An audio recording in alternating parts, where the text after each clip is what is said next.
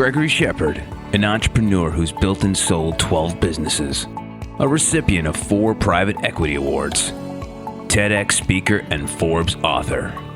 This is the Boss Podcast with Gregory Shepard. On multiple occasions, we've discussed what academia is doing to improve the entrepreneurial failure rate.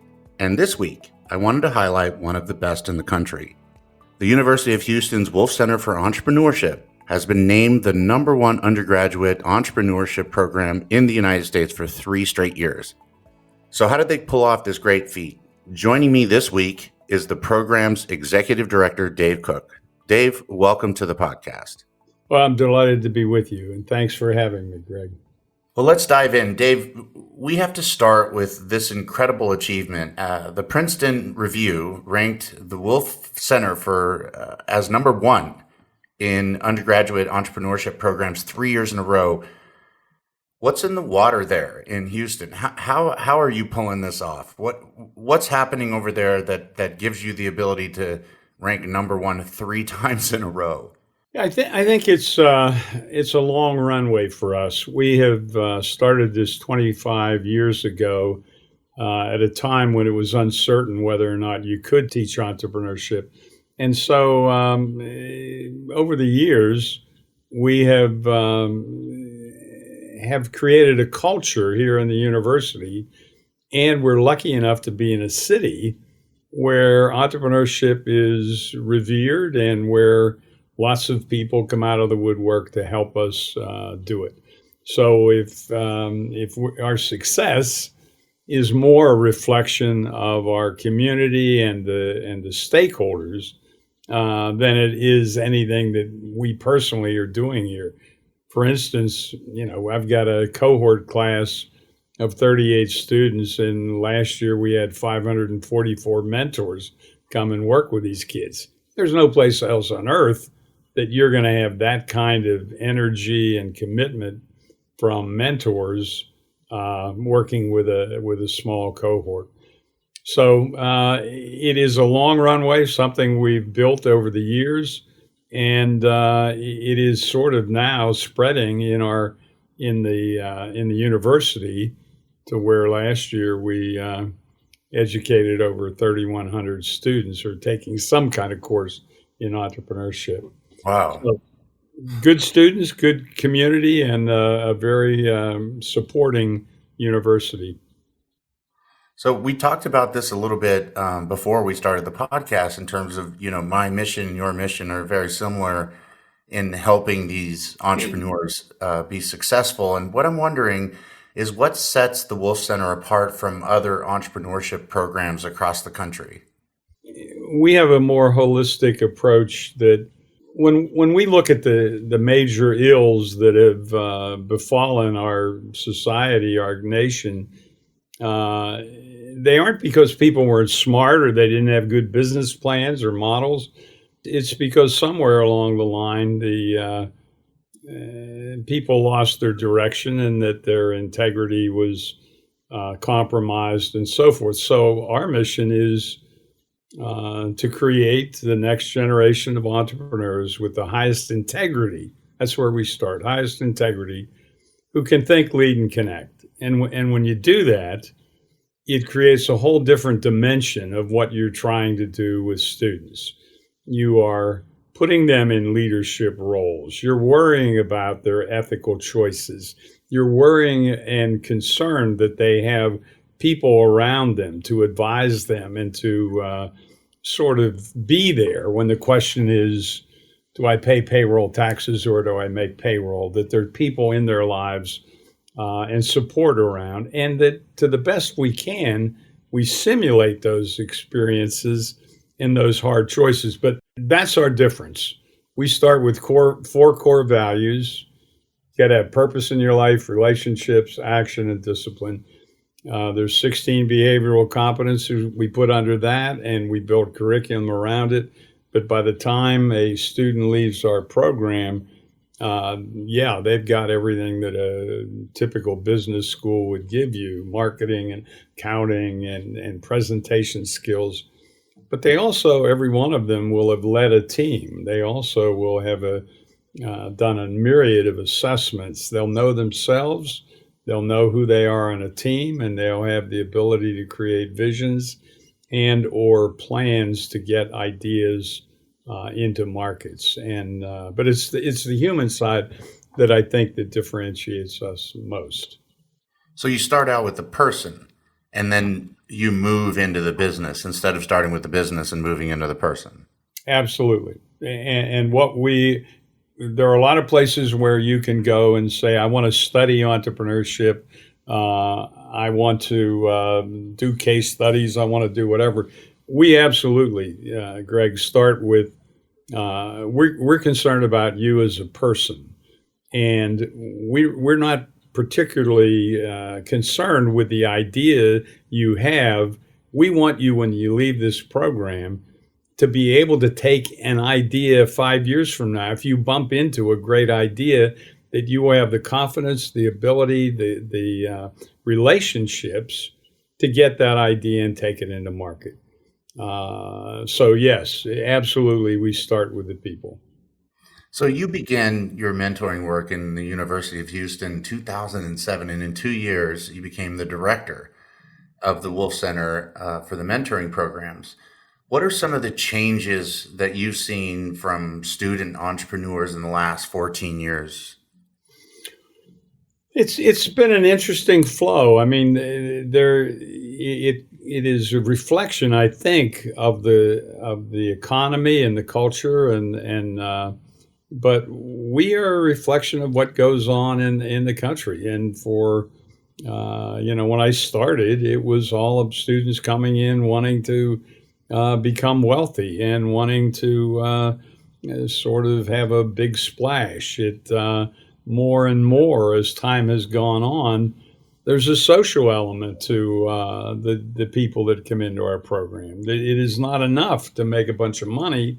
They want to make a difference. And so when we take our program, we accommodate that sort of duality. When I started a number of years ago, a young lady came in and said, I want to start a company and I want it to be a nonprofit. And the director and I at the time said, hey, we're here to help you make money, not to.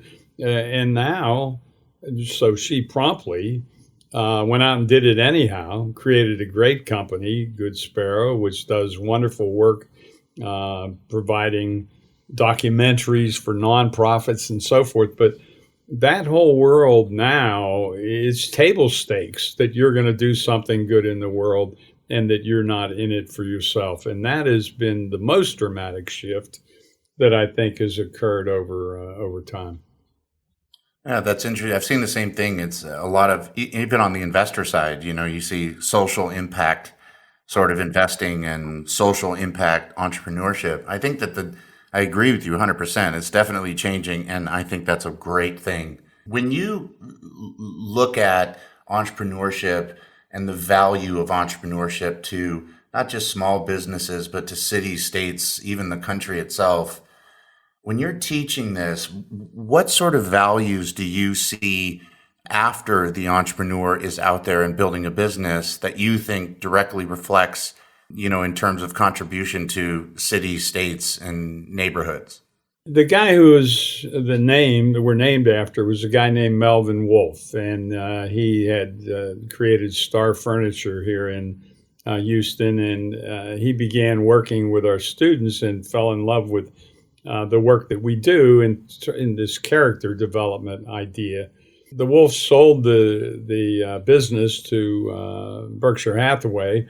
And because of his friendship with Warren Buffett, I got to take the students every year to go have lunch with Warren Buffett in Omaha and so forth. And when we were touring his offices up there, I think at the time he had like 19 people working for him. That was his organization.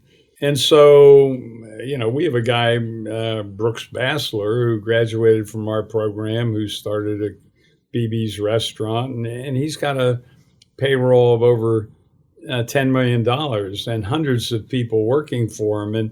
And so when I look at this, a lot of what I look at is how many jobs are you creating? How many, not just financially, how are you making money, but what's your impact in the community? Are you creating good jobs with people who are looking forward to going home with their family at night and are paying taxes and are pushing innovation in a very healthy, holistic way into the community?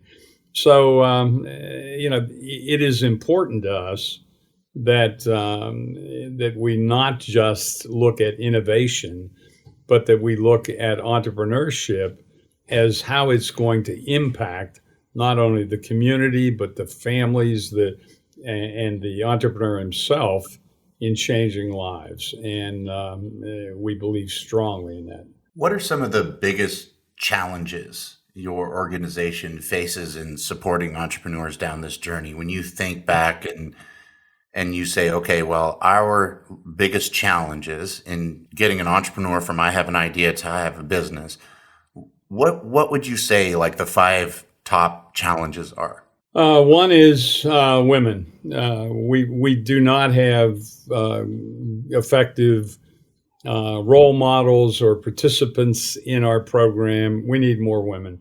And in my opinion, a lot of the successful women are right in the middle of their careers, and they're thriving. And to be involved with a program like ours in any capacity, to teach, to mentor, to be engaged with our program is very time consuming.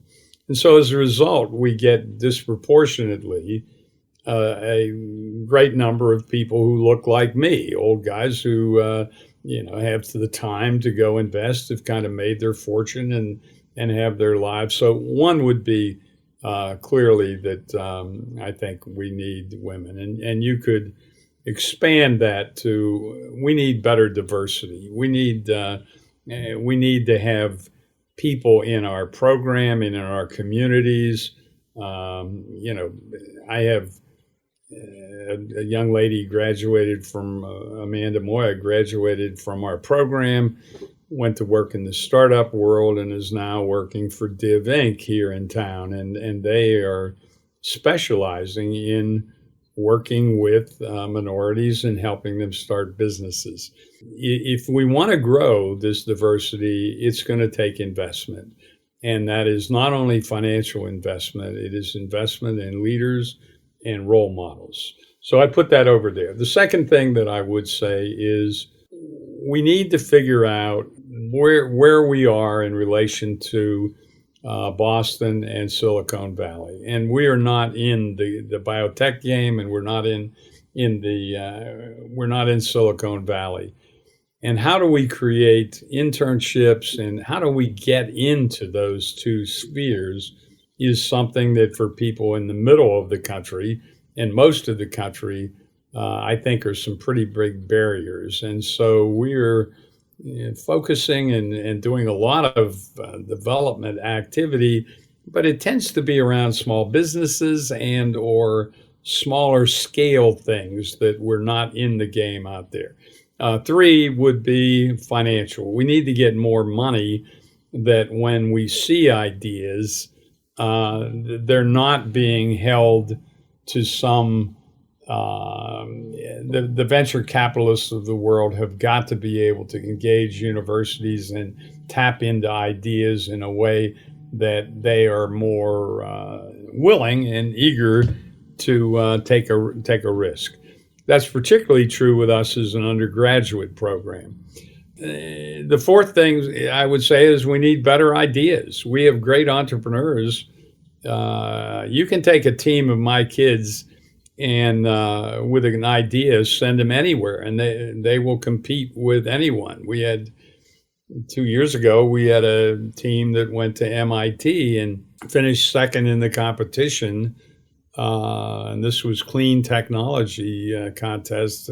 And the team that won the competition were 6 PhDs from MIT. So even though we're an undergraduate program, because of the mentoring, because of what we're doing, we absolutely can compete with anyone. Well, what we need to compete is we need better ideas. We need access to emerging technologies, and we need the ability to, and the investment of researchers to trust entrepreneurs. And right now, there's so many good ideas that are kind of bottled up as inventors are waiting for funding or grants.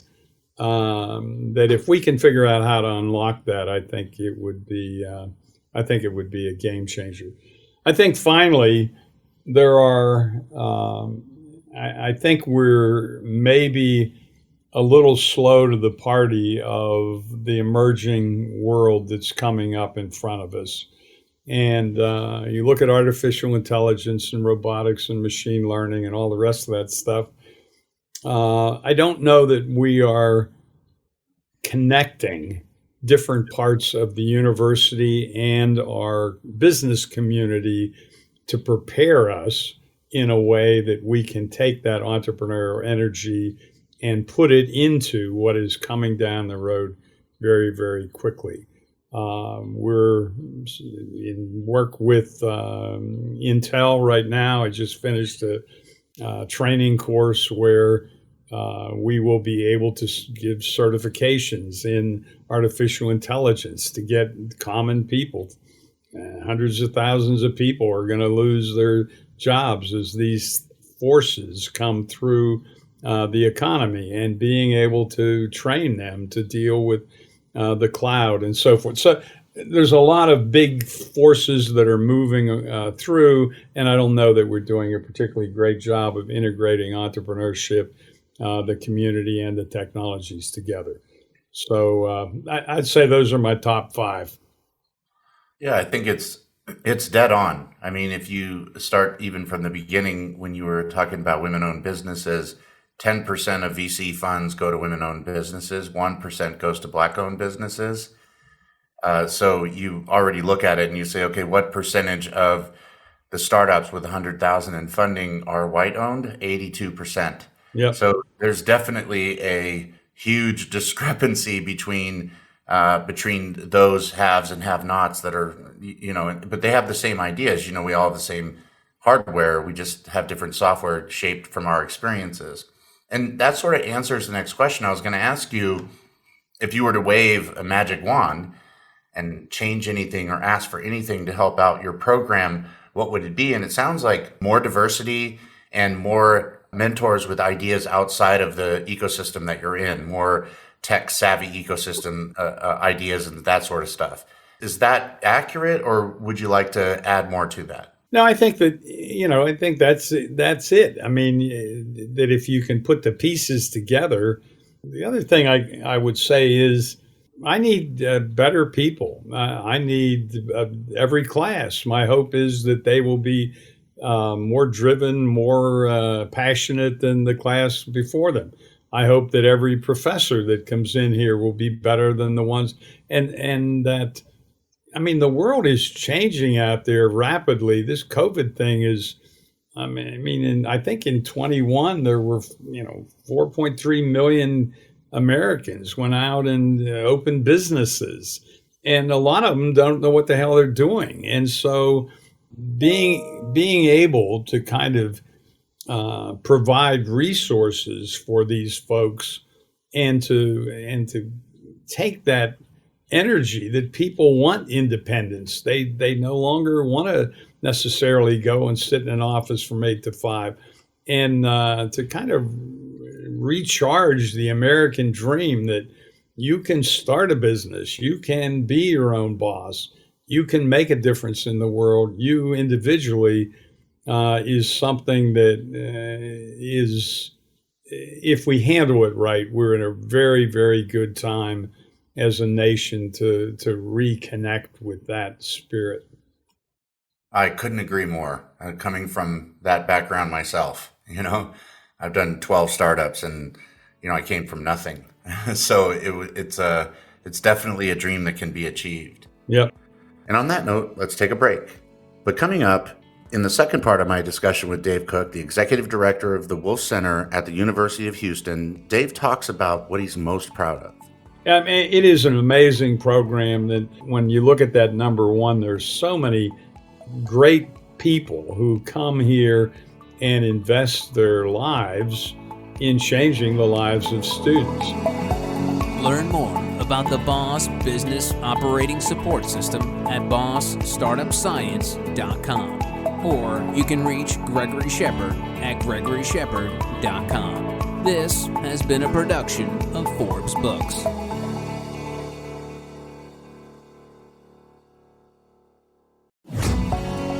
Gregory Shepard, an entrepreneur who's built and sold 12 businesses, a recipient of 4 private equity awards, TEDx speaker and Forbes author. This is the Boss Podcast with Gregory Shepard. Welcome back to my conversation with Dave Cook, the Executive Director of the Wolff Center at the University of Houston. We've been talking about why his school was named the #1 undergraduate entrepreneurship program in the United States for 3 consecutive years. Dave, when you think about your entrepreneurship curriculum, I'm interested in understanding what hands-on activities you incorporate into the program. Can you break down what they're doing more tactically versus strategically? Yeah, I'm not sure we have enough time to do it. I will tell you that we're running 40 programs outside the classroom. I'll try to do it quickly. When you come into my program, you do an innovation project. You got to go to a restaurant, find a pain, find a solution, and tomorrow night the class will be, 10 teams will be pitching their solutions. In April, the University of Houston opens their intellectual property portfolio. They present them to my teams. My teams pick the 2 they want. Over the summer, they do sort of a technology assessment report. They pick the one technology they want to go forward with. In the first week in December, they pitch it to VCs. If the inventors of the university and the kids are happy, they form a company that has the exclusive rights to that technology, and they go compete in business plan competitions, raising money until they graduate in May. We're in the process of an event called Wolff Fest, where every kid in the program will go out, find a sponsor. They'll operate pop-up restaurants on campus for 3 days, right before COVID. In that 3-day period, the last class raised $311,000. That money funds our retreats, funds our trips, and so forth. Where I want you to kind of hear is that you can go a lot of places and study entrepreneurship. If you come here into my program, you will be an entrepreneur. And you'll also learn how to give back. We had a couple of weeks ago, we graduated our first class, EWOP, Empowering Women Out of Prison. So my kids get on a bus. We go over and work with women in prison over by Austin and in the Lockhart unit. And every one of these 100 women has a business plan that they want to, when they want to leave prison, they want to open a business. So they don't have access to the internet. And so our kids do the research, try to do customer discovery and so forth, and come back and give it to them. So, we're running summer camps. We're Baker Ripley. We're great stories of kids who came to a summer camp when they were in the 11th grade, who are now graduating from my program, that are going to go back and teach the summer camps with Hispanic kids in the north side of town. 40 of these programs, we do mock term negotiations. We go to a bank and you want to, half the class in teams wants to sell the business, the other half want to buy it. You have real lawyers, real accountants, and you film it, and you see if you can do a term sheet and make a deal. Every kid in my program is on a dream team, and they are charged with having 100 dreams and having goals every semester to achieve those dreams, having a 5-year plan. Most of my kids, when they leave here, have a personal board of directors where they don't ever have to worry about, hey, I wonder if I have a legal question. Who do I call? Or an accounting question, or a human relations question. And I think when you say what is your original intent was how do we lower the failure rate, it's that kind of infrastructure, it's that kind of texture around entrepreneurship that will shorten the time it takes to get you to where you can be successful by eliminating the mistakes that you would ordinarily make if you didn't have the mentoring, if you didn't have the experiences of being in these safe simulations that I think we're sort of staking our bet on. That's how a good way to affect the outcome you're talking about. So when you talk about like faculty and professors, it sounds like there's a difference between what the professors teach and what your program is more, on the street, meat and potatoes. This is exactly what you're, more tactical. This is what we're doing versus the classroom is more strategic. Is that a correct way of seeing it? Or how would you separate the difference between what they learn in the classroom with a professor and what they learn in your program? Yeah, your sort of assumption there would not be correct. Okay. We have a guy, Bill Babora, who works for Third Coast Bank. He he teaches the implementation class along with a guy named Keith Rassin, who was head of the Houston Angel Network. That class, implementation, is Wolff Fest. So they bring people into that class of here's how to raise money, here's how the operational aspects, and all of that teaching in that class then gets put into place when we do this 3-day startup. And everything that you learn in the program then kind of is a showcase for that. Do you know how to handle the operations? Do you have the financials under control?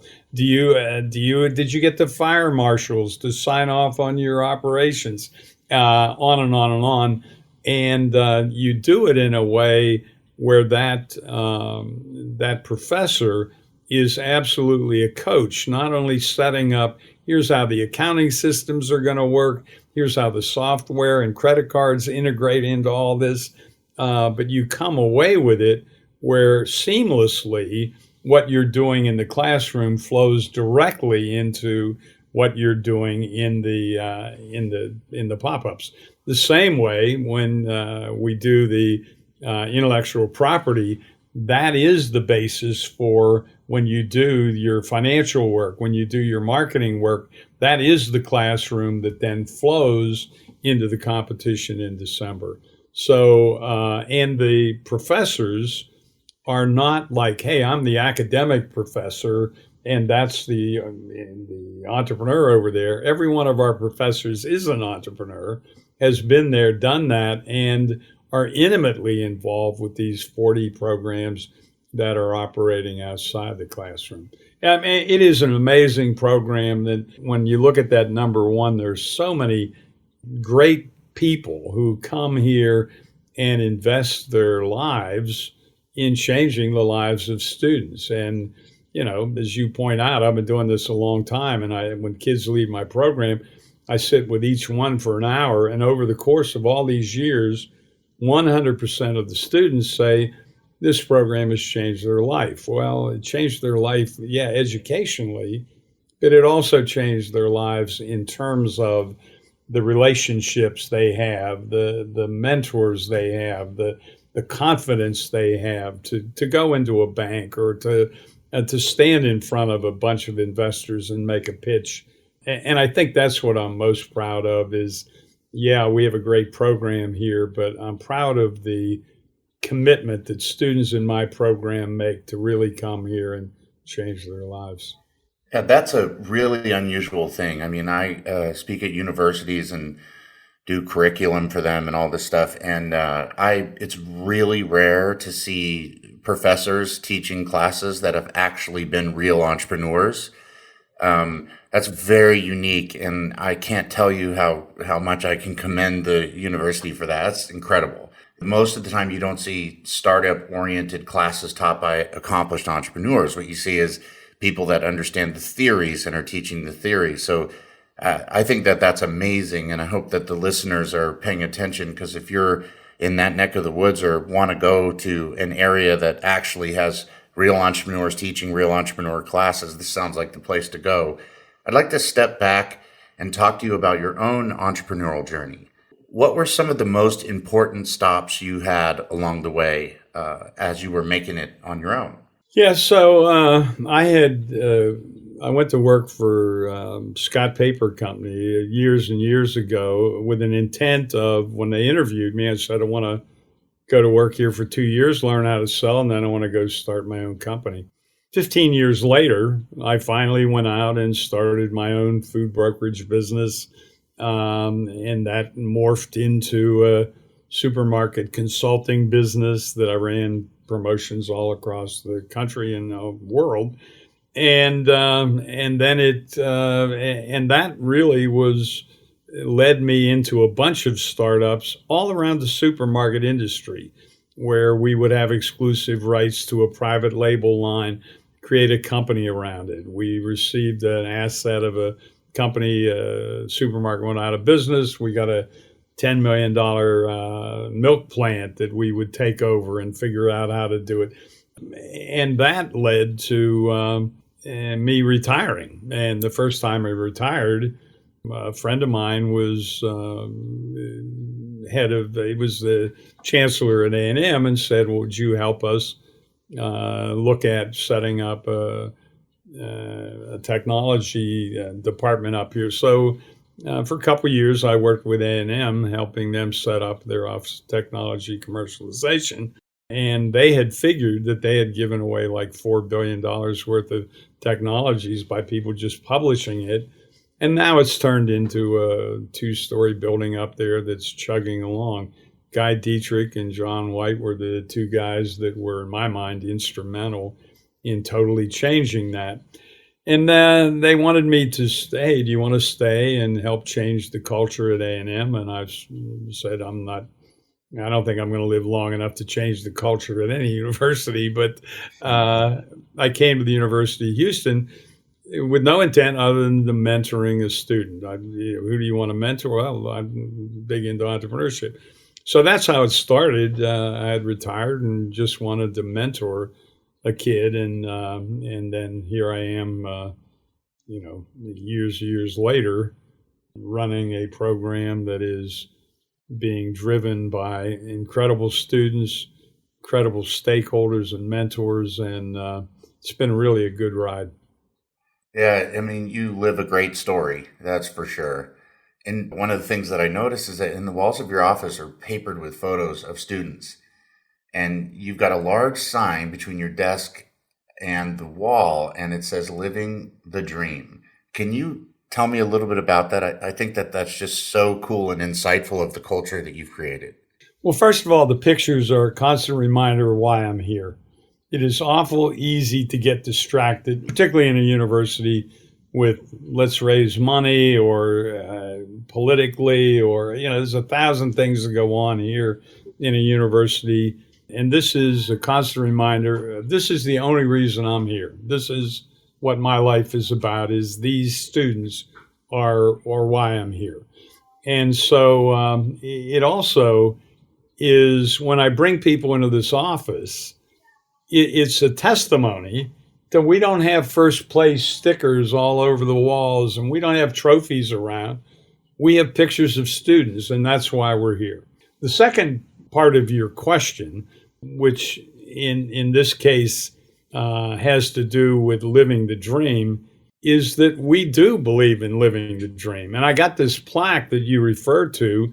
I ran a summer camp, and in that summer camp, I had 700 applicants from all over the country, and I took 30 kids.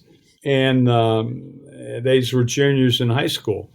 And so at the end of it, come on, you come into the University of Houston and let's rock and roll. And so many of the students said, hey, would you write me a letter of recommendation to get into Stanford? Would you write me a letter of recommendation to get into Yale? And I would write these letters of recommendation But in my own mind was, you're not going to get a better education in entrepreneurship than you would here. So anyhow, one of the students who went through the program and asked for a letter of recommendation, I wrote it, and he got in the university he wanted to, and he sent me this as that had been his dream, to go to that university. And so as a way of thanking me, he gave me this plaque, and his letter's on the back of that plaque. But it is what we live here, is that you can live your dreams if you have integrity, relationships, purpose, and you're good at something, you're competent, and you're in control of your life. You can live your dreams. And it is that one plaque. That's the only plaque I have in my office, along with pictures of the students, which I think is a pretty good summation of what we do here. Wow, what a great way to end the podcast. Thank you so much for joining us. I really appreciate it. Much respect to what you have accomplished, and thank you for sharing your wisdom with the audience. I appreciate it. So thanks so much for having me, and best of luck to you. Thank you. His name is David Cook, the Executive Director at the Wolff Center at the University of Houston. And that wraps up this episode of the Boss Podcast. If you enjoyed the show, make sure you take a second to subscribe so you automatically get updates when new shows drop. Also, if you have a minute, I'd love it if you left us a review so more folks like yourself can discover the show. I'll see you next time. Namaste, my friends. Learn more about the Boss Business Operating Support System at bossstartupscience.com, or you can reach Gregory Shepard at gregoryshepard.com. This has been a production of Forbes Books.